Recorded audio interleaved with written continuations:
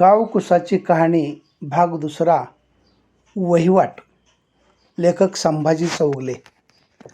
कासारी नदी अगदी उत्तर पश्चिमेकडून विशाळगडाच्या दरम्यान उगम पावते. कालिक्षी व विष्णुरूपिणी असे करवीर महात्म्यामध्ये कासारी नदीला म्हटलं आहे. तिला मनगर, सांबली, गाडवली, भांगारी या उपनद्या अणुस्कुरा, शाहूवाडी, पन्हाळा या भागातून उगम पावून मिळतात. कासारी नदी भोगावतीच्या पात्राला प्रयाग चिखली येथे मिळते. भोगावती व मुळशी आणि धामणी व कुंभी या 4 नद्यांच्या प्रवाहाला प्रयाग चिखली येथे कासारी नदी मिळाल्यानंतर तिला पंचगंगा या नावाने ओळखले जाते. कोण होते ते? कुंभार? होय, कुंभार. कुंभार समाजाची माणसं होती ती.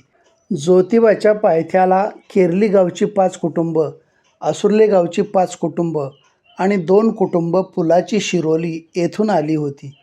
त्यांचा मूळ व्यवसाय मातीची भांडी तयार करण्याचा होता. त्यासाठी काळवाटाची कसदार चिकट माती त्यांना हवी होती. जमिनीचं क्षेत्र जरी भरपूर असलं तरी काळवाटाचं क्षेत्र खूप कमी होतं. शेजारील डोंगरामुळं त्या मातीत चुनखडी, इतर पांढरी माती होती. शेतकरी लोक माती घेण्यास विरोध करत होते, अरेरावी करत होते. काही जमीनदारांना मातीच्या बदली भांडी द्यावी लागत होती. या साऱ्या गोष्टींचा कुंभार बांधवांना कंटाळा आला होता.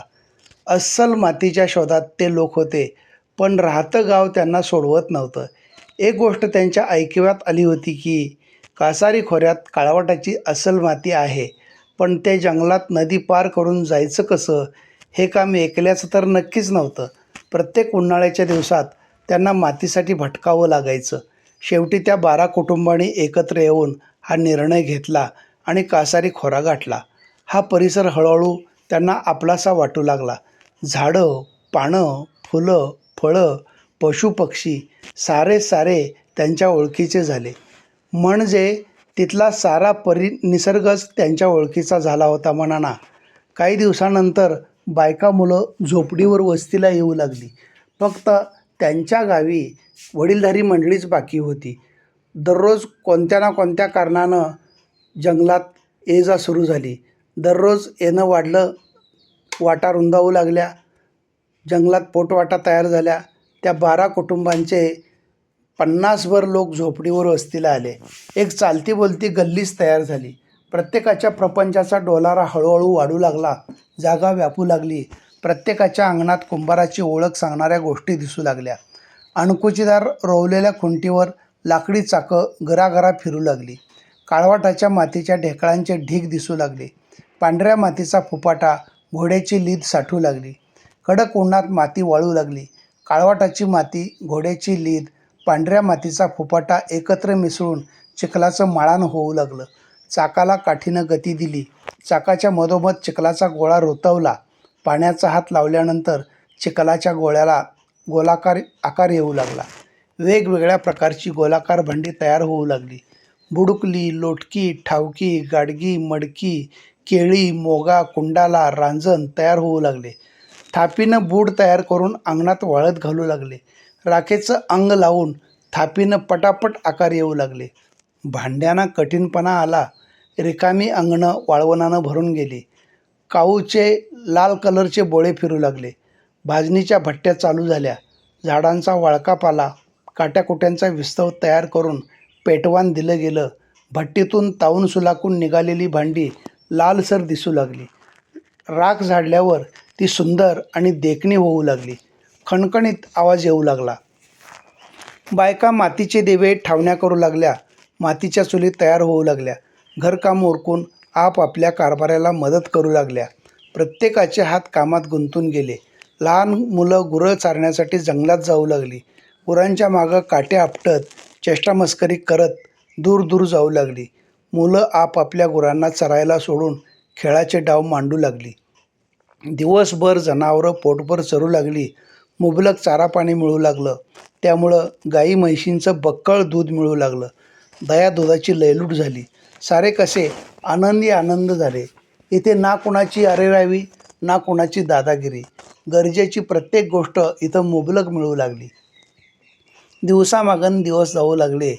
तयार झालेला माल घोड्यांवर किंवा बैलावर लादून दूरदूरच्या गावाला विकायला जाऊ लागला. खणखणीत आणि देखणी भांडी बाकाबाका खपू लागली. बक्कळ धान्य जमा होऊ लागलं. एका सीझनला वर्षाच्या बेजमीचं धान्य जमा होऊ लागलं. ह्या साऱ्या धावपळीत ते 3-4 महिने कसे गेले ते कळालंसुद्धा नाही. वैशाखाची अखेर आली. मृग नक्षत्र जवळ आलं. आभाळात काळे ढग जमू लागले. आडवा तिडवा वारा सुरू झाला. सर्वांच्या नजरा आभाळाकडं पाहू लागल्या. तसं एका दिवशी संध्याकाळी काम आटोपून सर्वजण एकत्र आले. रिकाम्या अंगणात घोंगडी अंथरून चर्चा सुरू झाली. आता पुढं काय करायचं याचा विचार चालू झाला. दिवस बुडाला तसा अंधार पडू लागला. सर्वांच्या झोपड्यात दिवे लागण झाली. एकजण उठला आणि नेहमीप्रमाणे विस्तव घेऊन वात लावायला गेला. चर्चेचं घोराळ बराच वेळ रंगलं. उरली सुरली कामं आटोपून गावाकडे जायचं ठरलं. दुसऱ्या दिवसापासून उरलेली कामं चालू झाली. निघालेला माल विकला जाऊ लागला. प्रत्येकजण आपापलं बस्तान गुंडाळू लागला. प्रपंचाचं मोठं मोठं सामान जनावरांवर लादून गावी जाऊ लागला. 1-2 दिवसात झोपड्या रिकाम्या होऊ लागल्या. वाळवणानं भरलेली अंगणं रिकामी दिसू लागली. परतीचा प्रवास सुरू झाला. दुसऱ्या दिवशी सोमवार होता. देवाला अभिषेक घालायचं ठरलं. सकाळी अभिषेक घातला.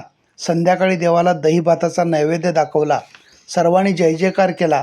दर्शन घेतलं आणि अंगणात सामुदायिक पंक्ती उठल्या. 3-4 महिन्यात झालेल्या गोष्टींना पुन्हा एकदा उजाळा मिळाला. ज्या उत्साहात ते आले होते तो उत्साह त्यांच्यात नव्हता. प्रत्येकाच्या चेहऱ्यावर निराशा दिसत होती. या 4 महिन्यात इथल्या प्रत्येक वस्तूनं त्यांना आपलंसं केलं होतं. इथल्या प्रत्येक गोष्टीवर त्यांचं प्रेम जडलं होतं. फक्त 4 महिन्यात त्यांना इथल्या निसर्गानं भरभरून प्रेम दिलं होतं. इथून जायलाच त्यांना नकोसं वाटत होतं. त्यांना देवाच्या कृपेनं वर्षाची कमाई करून दिली होती. ज्या देवाची त्यांना पुरती ओळखही झाली नव्हती. फक्त पिंड आणि दगडाचा स्वयंभू आहे म्हणून प्रत्येकजण इथे नतमस्तक होत होता. त्यांच्या मनात श्रद्धा आणि भक्तिभाव होता. त्या भरवशावरच त्यांनी इथं आपलं पाय रोवलं होतं. सकाळी उजाडायला तळ्यात आंघोळ झाली की प्रत्येकजण देवाचं दर्शन घेतल्याशिवाय कामाला हात लावत नसे. गेले 4 महिने न चुकता सकाळ संध्याकाळ देवाला वात लावली जायची. प्रत्येकजण इथं मनापासून प्रेम करत होता. इथं कोणीतरी लोक भेटतील व हे कुठलं देवस्थान आहे हे सांगतील याची वाट पाहत होता. पण तसं घडलंच नाही. इथं कुणीही आलं नाही. त्या 12 जणांची अवस्था तर वेगळीच होती. कुणी कुणाला समजावायचं हेच कळत नव्हतं. संध्याकाळ होत आली तशी प्रत्येकाच्या मनाची चलबिचल सुरू झाली. एकत्रित असूनसुद्धा कुणी कुणाशी बोलत नव्हतं. त्यांचे डोळे भरून आले होते. कारण दुसऱ्या दिवशी ते आपापल्या गावी जाणार होते. ती टेकडी, तो देव, ते तळं, ते गवताळ पटांगण, ती झाडं, ते पशुपक्षी सारं काही त्यांच्या नजरेसमोर येत होतं. इथल्या मातीचा कण आणि कण त्यांच्या जीवनाचा एक घटक बनला होता.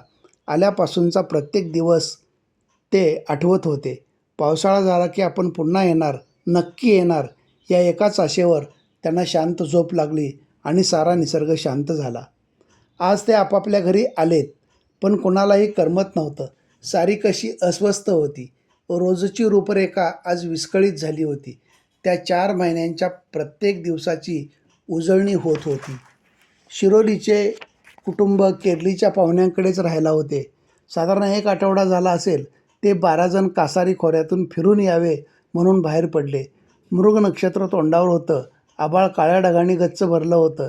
गार वारा सुटला होता पण पाऊस अजिबात नव्हता. नदीला अजून तितकाच उतार होता. ते सर्वजण पलीकडे गेले.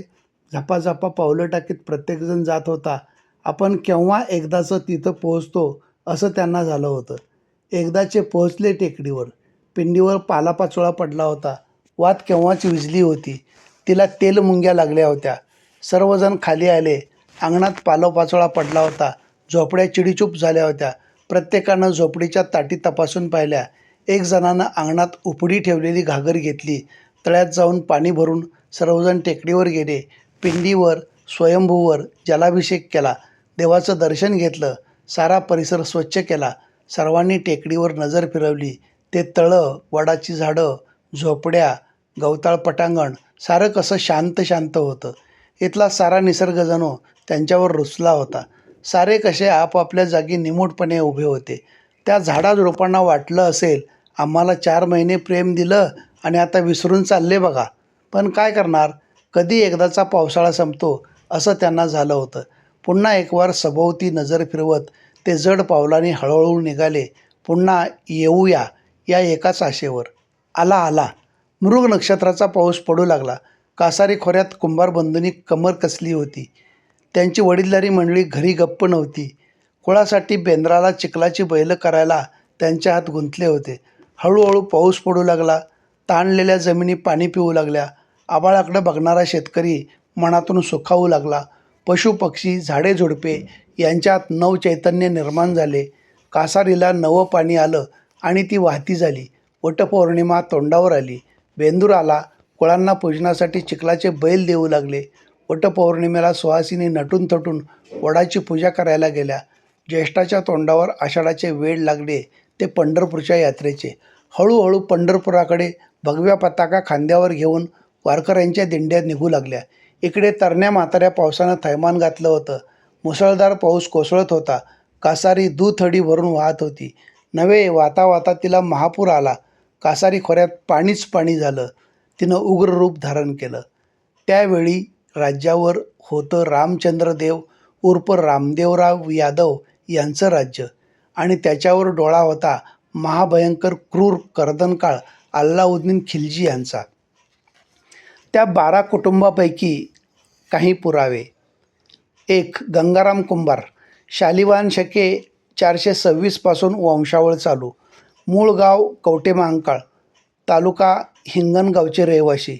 तेव्हा 52 बिघे जमीन होती, म्हणजे 208 एकर. बाबा आदम यांचा मुलगा आदिलशाहीचे मुसलमान राज्य होते. 7 संधीशिपाई घेऊन 52 बिघे जमिनीची चावडी मागितली. 24 वर्षात 3.5 रुपये चावडी होती. चावडी देणार नाही म्हणून गाव सोडलं व पुलाची शिरोली येथे 1167 साली आले. तेथून 1232 साली माझगाव गावी वास्तव्यास आले. गंगाराम संतू कुंभार यांचे वंशज ज्येष्ठ सुपुत्र आदिनाथ गंगाराम कुंभार यांच्याकडे या वंशावळीचा कागद आजसुद्धा पाहायला मिळतो. 2. चौगले बंधू. शालिवाहन वंश चालू शके 426, इसवी सन 505, शके 1126. मुंगी पैठण शके 1332, इसवी सन 1411, माझगाव येथे वास्तव्य. 3. बाजीराव शामराव कदम. 1680ला 4 भाऊ कदमवाडी कोल्हापूर येथून एक सातवे गावी गेला, दुसरा गुढे पन्हाळा, तिसरा मल्हारपेठ सावर्डे खोरीमध्ये आणि चौथा माझगावमध्ये आला. आजही पाटील इनाम, चौगुले इनाम, जाधव इनाम ही मिळालेली आहेत ती पाहावयास मिळतात. धन्यवाद.